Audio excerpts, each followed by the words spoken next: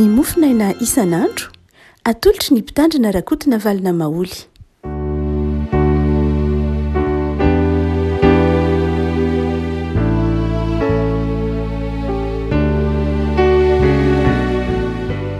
Fanaraba antsika kotratra ity alakamisy fahatelo ambin'ny folo ny volana martsa ity. Ny mofinaina voalahatra ao antsika dia ny asan'ny apôstôly toko fahadimy. Asan'ny apôstôly toko fahadimy andiny fahasivy amby roapolo ka hatramin'ny faharoa amby telopolo amin'ny anaran'i Jesosy. Fa Petera sy ny apôstôly namalaka nanao hoe Andriamanitra ny tokony ho ekena mihoatra noho ny olona. Andriamanitra ny lazantsika fa nanangana an'i Jesosy izay novonoiny ny tananareo, nahantonareo tao amin'ny hazo ary nasandratry ny tanana ankavanan'Andriamanitra ho tombo sy mpamonjy, hanome fibebahana sy famelan-keloka ho an'ny Israely. Ary izay dia efa volombelona izany zavatra izany, ary ny fanahy masina koa izay efa nomen'Andriamanitra ny manaiky azy. Ray masino, manamasinana amin'ny fahamarinana ny teninao no fahamarinana. Amen. Reafako toriteny nataon'ny Petera teo anatrehan'ny fitsarana, teo anatrehan'ny sinedriona, izany hoe ny fahefana faratapony amin'ny fitsarana tarehiny mpisorona be, no itenenan'ny Petera eto manao hoe Andriamanitra ny tokony ho ekena noho ny olona. Mafy aza ny tenin'ny Petera izany raha ohatra ka jerena maha olombelona, satria ny mpisorona be izay solon-tenan'Andriamanitra no miteny amin'ny Petera eto. Mananatra ny Petera eto manao hoe efa norarahanay mafy ianareo, tsy hampianatra, kanjo mbola ataonareo ihany izany, mbola fenonareo amin'ny fampianarana reo ihany Jerosalema, ka tianareo ankinina amin'ny ray ny rany izany lehilahy izany. Amin'ny andininy fahavalo amby roapolo, mpisorona be no miteny izany teny izany, dia miteny Petera manao hoe tsia, Andriamanitra ny tokony ho ekena noho ny olona. Raha jerena ilay manodidina ilay toe-javatra dia farafahakeliny reto zavatra telo reto no mahatonga an'i Petera hoe Andriamanitra ny tsy maintsy ekena. Andriamanitra ny tsy maintsy ekentsika satria izy dia mpahary. Izy ny nahary tongotra hamantarana antsika. Andriamanitra ny tokony ekena noho ny olona, tsy fanamaivana ny maha ny olombelona loatra akory izany, sanatria ny vava. Tsy fanamaivana ny mpisorona be ny tian'ny Petera tenenina eto. Tsy fanaovana tsinitsinina ny olon-dehibe eo amin'ny fiarahamonina ao anatin'ny fivavahana loatra, fa misy lafin-javatra tsy maintsy anekentsika n'Andriamanitra mihoatra noho ny olona. Rehefa mifanohitra ilay sitrapon'Andriamanitra sy ilay sitrapon'ny olona, rehefa manohitra ny sitrapon'Andriamanitra ny olona, ka mandanja ny sitrapon'Andriamanitra sy ny sitrapon'ny olona tokony atao, dia hoy Petera hoe Andriamanitra ny tsy maintsy eketeny mihoatra noho ny olona satria mpahary izy. Mpahary izy, ka mampahary azy dia satria izy mahafantatra ny zavatra rehetra, izy mahafantatra ny mahasoa, izy mahafantatra ny mety, noho izany dia izy ny tokony ekena. Ny olombelona manapetra, ny olombelona misy zavatra tsy fantany na ny ampito, tsy fantany na ny eo ambadiky ny zavatra izay manoloana ny masony. Noho izany dia Andriamanitra ny tsy maintsy eketeny satria izy ny mpahary dia izy ny marina, izy ny mpahary dia izy mahafantatra ny mahasoa. Fa ny faharoa izay aseho ny etendiny tsotra masiny ity koa ry havako malala, Andriamanitra ny tsy maintsy eketeny satria izy ny tompo. Mazava ny teniny andiny fahaty amby telopolo, tompo sy mpamonjy. Andriamanitra ny tsy maintsy eketeny satria tompo izy. Ny dikany hoe tompo dia izao, tsy hoe Andriamanitra nahary ny olombelona, nampisy izao rehetra izao dia namela ny olombelona hanao izay tany mikibony. Fa Andriamanitra nahary ny olombelona, Andriamanitra nahary izao rehetra izao, ary azy izao rehetra izao. Ary rehefa nanota ny olombelona, nanota isika, dia novonjen'Andriamanitra tao anatin'izany fahotana izany, tsy navelan'Andriamanitra ho ketraka, ho lavo, ho simba tao anatin'ny fahotana, dia novonjeny tamin'ny alalan'i Jesosy Kristy tompo. Ary dia asehony soatra masina fa mpamonjy izy. Inotsika fa mpamonjy izy, tompo izy sady mpamonjy. Hoy Tomasy raha vao nahitan'i Jesosy, nitsangana tamin'ny maty Jesosy, tompoko sy Andriamanitra. Izany hoe sady tompoko ianao, anao ny fiainako, anao ny antom-pisiako, ary zay ny ateraky ny fiainana miaraka amin'Andriamanitra, ny ateraky ny fiainana miaraka amin'Andriamanitra, ny ateraky ny fibebahana de fametrahana an' Jesosy ho tompo, fametrahana an'Andriamanitra ho tompo. Noho zany Andriamanitra tsy maintsy eketeny, Andriamanitra eketeny mihoatra noho ny olona. Ny sitrapon'Andriamanitra ny lasa aloha ny sitrapon'ny olona, tsy ny sitrapon'ny olona manodidina ihany fa ny sitrapo kokoa de mandefitra eo anatrehan'ny sitrapon'Andriamanitra. Ny sitrapon'ny hafa de mandefitra eo amin'ny sitrapon'Andriamanitra. Satria nahoana? Satria Andriamanitra no tompo. An'Andriamanitra ny fiainantsika, an'Andriamanitra sy rehetra eo amintsika, an'Andriamanitra ny manodidina antsika, an' Jehovah ny tany sy zay rehetra eo aminy no mpanao salamo. Noho zany eketeny izy mihoatra noho ny olona. Fa ny fahatelo, raha miteniko eto Petera manao hoe Andriamanitra no tokony ekena mihoatra noho ny olona, ho itsika voalohany hoe mpahary izy ka tokony ekentsika mihoatra noho ny olona, ho itsika hoe tompo sady mpamonjy izy ka ekentsika mihoatra noho ny olona. Fa izao Andriamanitra koa no tsy maintsy no tokony eketeny mihoatra noho ny olona, satria Andriamanitra mahay ny zavatra rehetra. Andriamanitra mahay ny zavatra rehetra ka ny fanekentsika n'Andriamanitra de midika finoantsika, midika fanazantsika, midika fankatoavantsika n'Andriamanitra. Ary raha fankatoavantsika n'Andriamanitra zany dia ateraky ny asan'ny fanamasina atao anatintsika. De hoy Petera eto manao hoe Andriamanitra no itsika teny satria mahay ny zavatra rehetra izy. Ahoana moa no hanekenao olona manapetra manoloana an'Andriamanitra zay mahay ny zavatra rehetra? Ahoana no anantsika zany fankatoavana zany?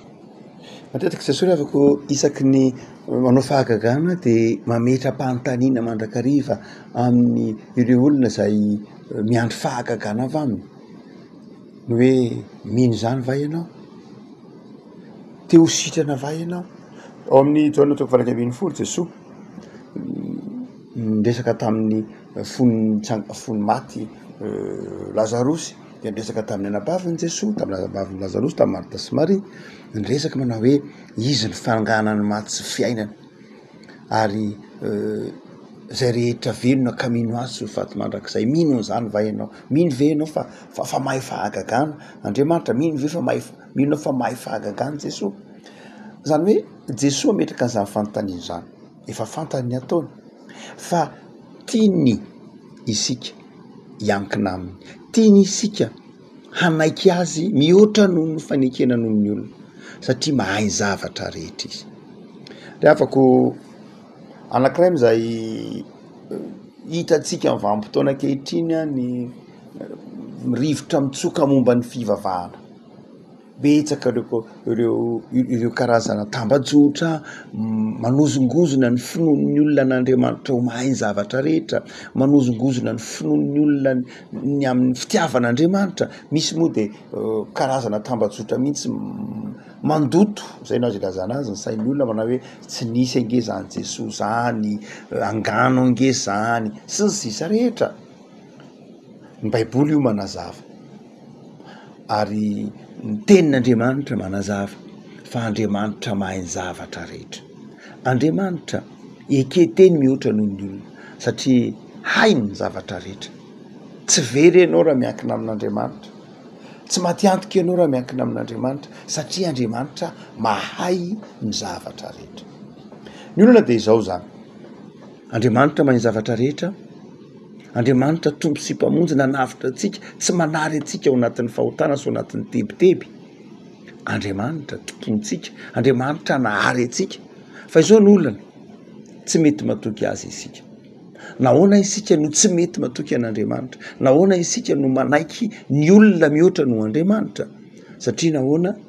Satria ny olona hitantsika maso, ny olona mamena maso atsika, ny olona asapaitsika tanany eo ny mandrakariva, ndraindray ny soa ataon'ny olona amintsika, de ndraindray adinitsika satria Andriamanitra tsy hitantsika maso. Io tsy fahitantsika maso an'Andriamanitra sy azotsika tsy ampahitanana io ndraindray ny mampisalasala antsika amin'Andriamanitra hoe tena tiatoko ve Andriamanitra? Tena tokony ekeko mihoatra noho ny olona ve Andriamanitra? Eo no miditra antsehatra ny finoana. Ny finoana ny mahatonga anao mahatsiaro fa Andriamanitra na tsy hitanao maso, tsy azonao tsy ampahitanana, eo izy. hoy ny epistolany Hébreu hoe ny finoana ngeny maneho ny zavatra tsy hita hanjary ho toy ny hita no zany de zao raha mino an'Andriamanitra isika de eo mandrakariva izy mahatsiaro mahaeo azy isika mahatsiaro mahaeo akaikitsika azy isika de zao eketsika izy zay mahatonga ny tompo manantitrantitra ny mahazava-dehibe ny finoana zay avako malala hotsika manao hoe olana sedraitsika mandrakariva amin'ny fiainana indraindray ny manontany manao hoe inona moa ny zava-dehibe Andriamanitra ny sitrapoko sa ny sitraponao sitrapon'ny olona sa ny sitraponao ny sitrapon'ny fiarahamonina zay misy hafa sa ny sitraponao Petera eto manamafy manao hoe mametralo fanontaniana alohan'ny anekenao olona sao de mifanohitra amin'ny sitrapon'Andriamanitra zay mety ho teren'ny olona hanekenanao na zay itaoman'ny olona hanekenao azy mametralo fanontaniana hoe sao de misy sitrapon'Andriamanitra mifanohatra amin'iny fa raha mifanohatra iny de zao ny sitrapon'Andriamanitra atao rasalo mety mafy indraindray ny manaraka ny sitrapon'Andriamanitra mety sarotra indray ny manaraka ny sitrapon'Andriamanitra manoatra noho ny sitrapon'ny olona indraindray mety ho miteraka fahakalana miteraka lafin-javatra maro samihafa indraindray ny faneketsika ny sitrapon'Andriamanitra manoloana ny sitrapon'ny olona fa izao matoky hoy Jesosy matoky fa zay manaika ity ambonin'ny tany de zao ekeko kozy izy eo anatrehany raiko zay any an-danitra zava-dehibe zany ny fakatoavantsika n'Andriamanitra zava-dehibe ny fakatoavantsika ny tenin'Andriamanitra fa miantoka ny mandrakizay ovatantsika miantoka ny fifaliana ao atsika no zany de zao sahi manaika an'Andriamanitra sahi mijoro vavolombelona anaraka ny sitrapon'Andriamanitra tompo rery avako malala ampahery anao ny tompo iazona anao hanaovanao zava-dehibe ny fakatoavana an'Andriamanitra mihoatra noho ny olona vavakisika tompo misaotra anao zahay fa manafatra anay ianao fa ianao no tokony akatoavina mihoatra noho ny olona akatoavina ianao satria ianao no nahary anay ianao no namonjy anay tomponay ianao mahay ny zavatra rehetra ianao mahafantatra zay mahasoa anay de mitona anay ianao ankatoanao mihoatra noho ny fakatoavan'olona tompo mendrika ajaina ianao satria ianao no antom-pisinay de misaotra tompo am'izao fotoanany kareno zao fandrandray ny olona no atahoranay no ianao ny olona no ajainay mihoatra no ianao ny olona ny tiavinay mihoatra no ianao ny olona nekenay mihoatra no ianao noho ny sitraponao azy de mamela anay tompo am'izao kareno zao tao am'izay hanao anao lahara-pamena eo amin'ny fiainanay ny sitraponao ny fifalianao no ka ataonay tompo tahio ny tontolo andronay anio tahio ny asa andavanandronay Jesosy ataovy asa katoavanay ianao ataovy asa hitiavanay ny namanay kanefa hitiavanay ianao mihoatra noho zay rehetra hitanay na olona na zavatra eo amin'ny fiainanay de manjaka tompo ao amin'ny fiainanay satria fantatra efa sambatra izahay manana anao amin'n'andro Jesosy Kristy mpamonjy amen